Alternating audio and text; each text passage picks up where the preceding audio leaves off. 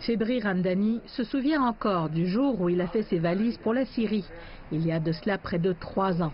À l'âge de 22 ans, il était l'un des 26 membres de sa famille qui avait décidé de vivre sous le califat de l'État islamique. Au départ, je suis allé en Syrie à cause de ma famille pour y rejoindre ma mère qui était partie 1 an plus tôt que moi. Il m'a fallu un certain temps pour décider d'y aller. Mais après des recherches en ligne, je me suis senti obligé de partir. Ma famille pensait pouvoir gagner beaucoup d'argent là-bas et bénéficier de meilleures conditions de vie.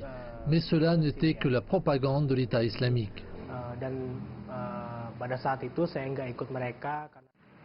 Toutes leurs promesses n'ont pas été tenues et après avoir passé presque 1 année en zone de guerre, Febri et sa famille ont décidé de rentrer chez eux.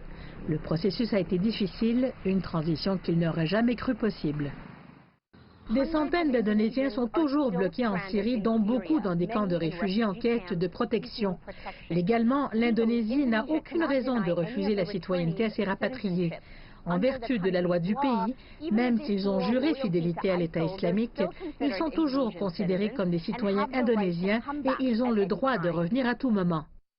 Et tandis que l'État islamique perd son emprise au Moyen-Orient, de nombreux rapatriés tentent de retourner en Indonésie.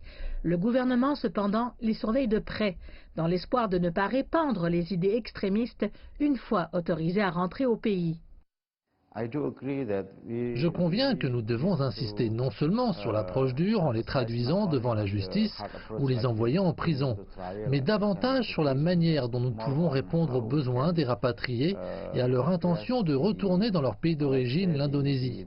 Que devrions-nous faire non seulement le gouvernement, mais aussi du sujet lui-même des rapatriés et de la société?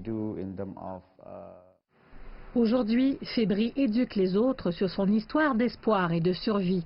Il demeure un exemple positif pour ceux qui ont été menacés par les idéologies radicales de l'État islamique.